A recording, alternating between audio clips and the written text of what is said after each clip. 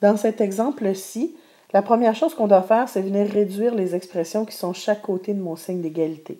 Alors, je vais prendre mon moins 2 puis je vais le distribuer dans ma parenthèse, c'est-à-dire que je vais venir multiplier chacun des termes par le moins 2.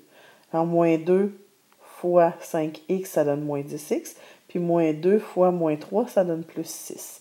L'autre côté de mon égalité, je vais faire la même chose avec le 3. Je vais venir distribuer le 3 dans ma parenthèse, donc 3x moins 3.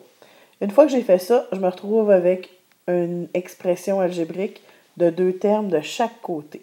Alors, comme je fais d'habitude, je vais mettre mes x ensemble, c'est-à-dire que je vais faire le contraire de 3x qui est moins 3x, puis je vais regarder colonne par colonne ce que ça me donne. Moins 10x moins 3x, ça fait moins 13x. J'ai mon plus 6 ici que je rajoute, mon signe d'égalité dans le milieu. Mes 3x se sont annulés et l'autre côté, il me reste juste le moins 3. Maintenant, je voudrais prendre le plus 6 qui est ici pour le mettre avec le moins 3 qui est de l'autre côté parce que c'est les termes qui sont sans variable. Le contraire de plus 6, c'est moins 6. Alors, du premier côté de mon égalité, il me reste 13x. Mes 6 se sont annulés. Et l'autre côté de mon égalité, il me reste moins 9.